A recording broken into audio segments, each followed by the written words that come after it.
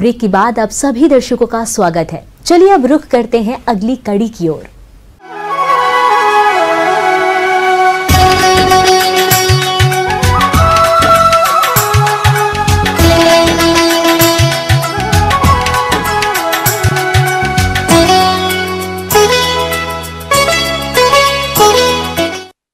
अपने राज्य में प्याज की खेती बहुत से किसान करते हैं और जिन किसान भाइयों ने प्याज की फसल लगा रखी है वो बढ़वार की अवस्था पर हैं। लेकिन इस समय प्याज की फसल में रोग और कीटों का प्रकोप हो सकता है, इसलिए आप इनकी पहचान कर नियंत्रण के लिए क्या करें, आइए इस बारे में जानते हैं विषय विशेषज्ञ अनुश्री मथुरिया से।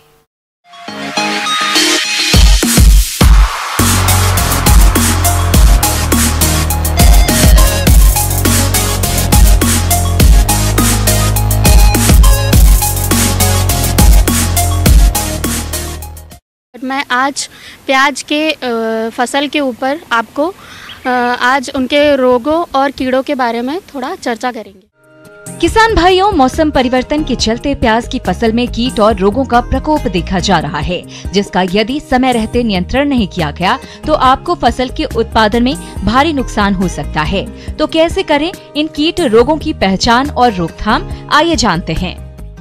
प्याज की फसल में लगभग कई प्रकार के कीड़े लगते हैं, जिसमें सबसे ज़्यादा नुकसानदायक कीड़ा जो है वह होता है थ्रिप्स, जो कि हल्के पीले रंग का दिखाई देता है और यह फसल की पत्ती के ऊपर, हरी पत्तियों के ऊपर कुछ धारीदार संरचना होती है, जिसके अंदर यह बैठकर रस को चूसता रहता है, जिसके कारण क्या होता है कि जो पत्तियां हैं फसल की, उनके क्लोरोफिल में कमी आने लग जाती है, जिसके द्वारा वह भोजन बनाने में असमर्थ होती है पत्तियां, और पत्तियों में पीलापन आ जाता है और उसके कुछ दिनों बाद यह पत्तियां सूख कर गिरने लग जाती हैं, जिसके द्वारा बल्ब का या शल्क का निर्माण नहीं हो पाता है।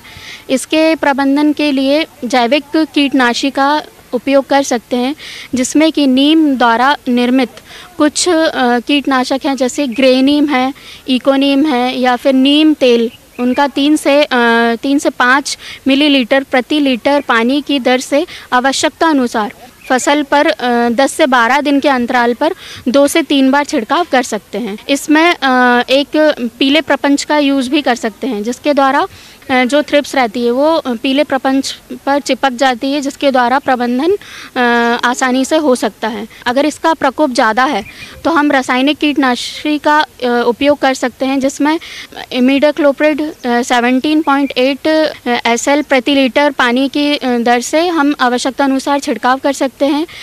एक और इसमें कीड़ा लगता है, जैसे कि कटवर्म, उसे बोलते हैं कटवर्म, क्योंकि यह पौधे की जो पत्तियां रहती हैं उसको काटकर फसल को नुकसान पहुंचाता है।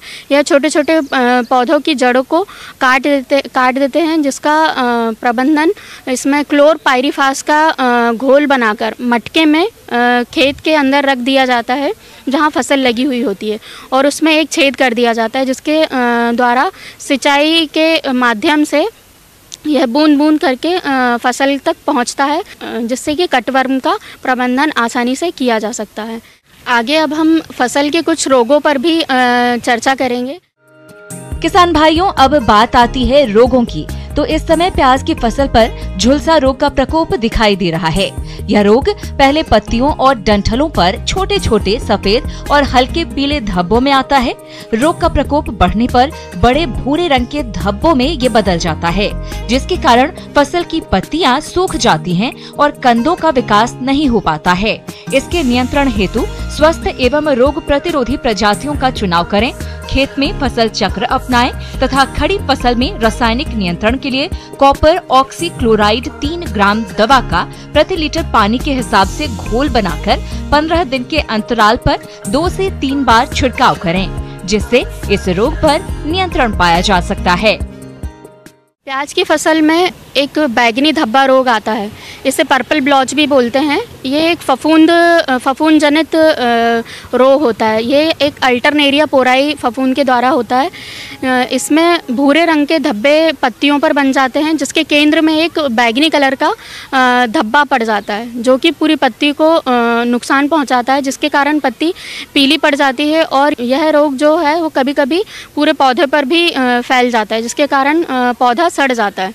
और इसके प्रबंधन के लिए हम प्रतिरोधी किस्मों का यूज़ कर सकते हैं, रेजिस्टेंट वैरायटीज़ का, और 2 से 3 साल के अंतराल पर फसल चक्रण को अपना सकते हैं।